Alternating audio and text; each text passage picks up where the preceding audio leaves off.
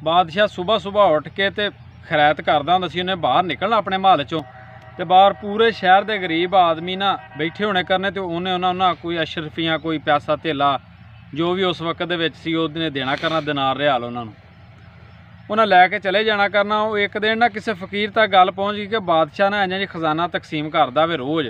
तो उन्हें आख्या बकारी फिर दोबारा जाते हैं एक दिन लैके, उन्हें आख्या नहीं वो फिर दूसरे दिन चले जाते हैं।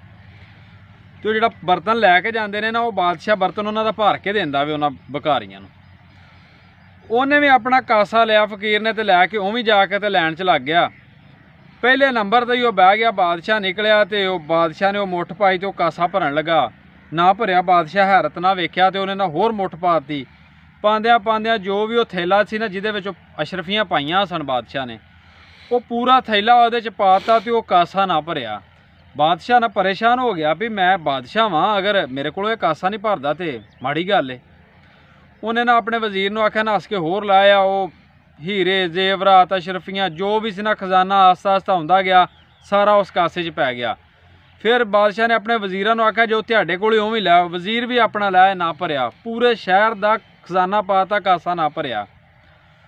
वो बादशाह जो परेशान हो गया ना भी ये कासा मेरे को नहीं भर सकता, बादशाह ने फकीर वाल ना एक हैरत भरिया निगाहां नाल वेख्या। फकीर ने हिसाब ला लिया भी बादशाह का एंड हो गया। उन्हें वो कासा मूधा किया तो जिन्ना खजाना पाया सी ना सारे की ढेरी लग गई उत्थे। तो टुरन लगा। बादशाह ने उन्होंने डक लिया। बादशाह ने आख्या भी तू कौन है तो किधरों आया, उन्हें तो क्यों आया तो की वजह सी, जिवें तू सानू की साबित करवाने वास्ते आया।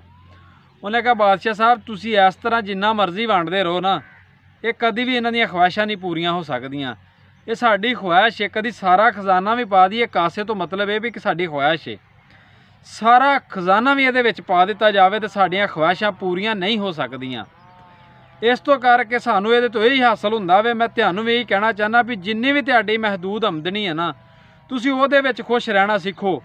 ये जरूरी नहीं भी तुहानू अल्लाह पाक ने कार दी तो तुसी जहाज़ वाले वाल वेख के जिंदगी गुजारो भी मैं भी जहाज़ लां। जे अल्लाह ने मोटरसाइकिल दिता तो तुसी कार वाले वाल वेखो। जे अल्लाह ने तुहानू साइकिल दिता तो तुसी मोटरसाइकिल वाले वाल वेखो।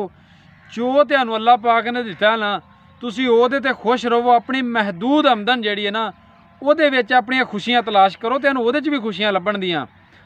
पिंडां दे विच हजे भी 500 रुपया दिहाड़ी ते बंदा काम करदा, 3000 रुपये महीने ते बंदा पूरे महीने पट्ठे पांदा वे ते उवें खुश है अपने 3000 रुपये दे विच। ते जिहड़ा बंदा लख कमा रहा वो खुश नहीं। की वजह है? क्योंकि वह लख दे विचों अपनियां खुशियां नहीं लभ रहा।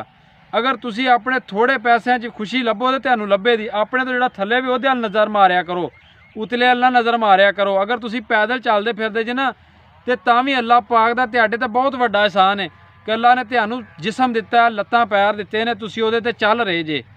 ते अल्लाह दा शुक्र अदा करदे रहा करो हर वक्त।